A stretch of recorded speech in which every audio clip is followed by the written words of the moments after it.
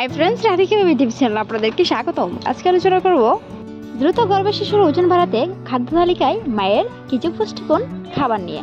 শুধু পেট ভরে খাবার খেলেই চলবে না, সুষম খাবার গ্রহণ করে কিনা সেদিকে অবশ্যই খেয়াল রাখতে হবে গর্ভবতী মায়ের। প্রত্যেকটি নারী চান তার যেন একটি স্বাস্থ্যবান বাচ্চা জন্ম হয়, আর গর্ভস্থ বাচ্চা যতটুকু স্বাস্থ্যবান সেটা অনেকটাই তার ওজনের উপর নির্ভর করে।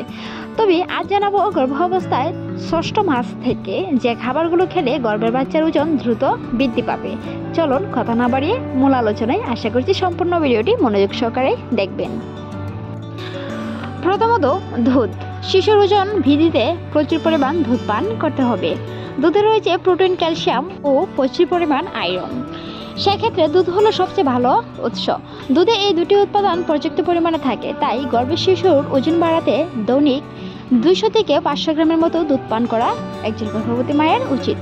যারা সরাসরি দুধ খেতে পারেন না, তারা দুধের পায়েস, মিল্কেশ, দই বা সকালের সিরিয়ালেক্সের সাথে মিশিয়ে খেতে পারেন।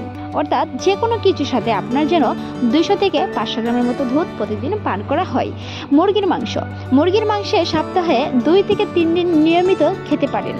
হালকা হালকা করে 2-3 বার করে খেতে পারেন, একসাথে না খেতে পারলে আপনার শিশুর শারীরিক বৃদ্ধি ও পুষ্টি ভালো মতো হবে। এছাড়াও ওজন বাড়বে, কেননা মুরগির মাংসে শিশুর পেশি ও কোষের বৃদ্ধি বাড়াতে সাহায্য করে। তাই মুরগির মাংস একজন গর্ভবতী মায়ের জন্য খুবই গুরুত্বপূর্ণ। ডিম।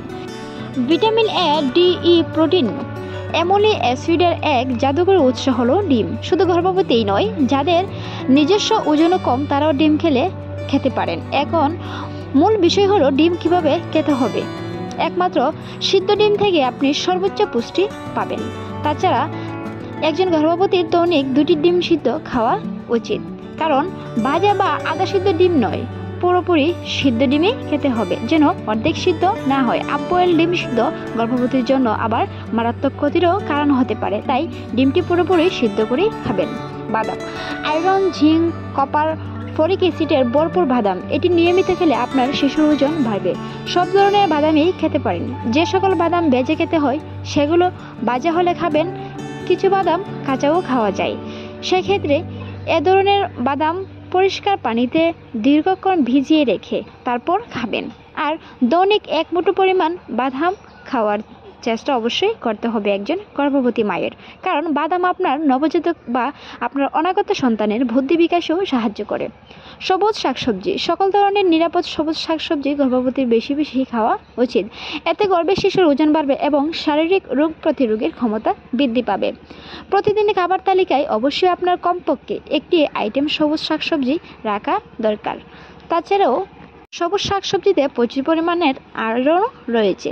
ডাল, মটরশুঁটি। প্রাণীজ আমিষের পাশাপাশি ডাল, মটরশুঁটি জাতীয় খাবারগুলো আমিষের ভালো উৎস।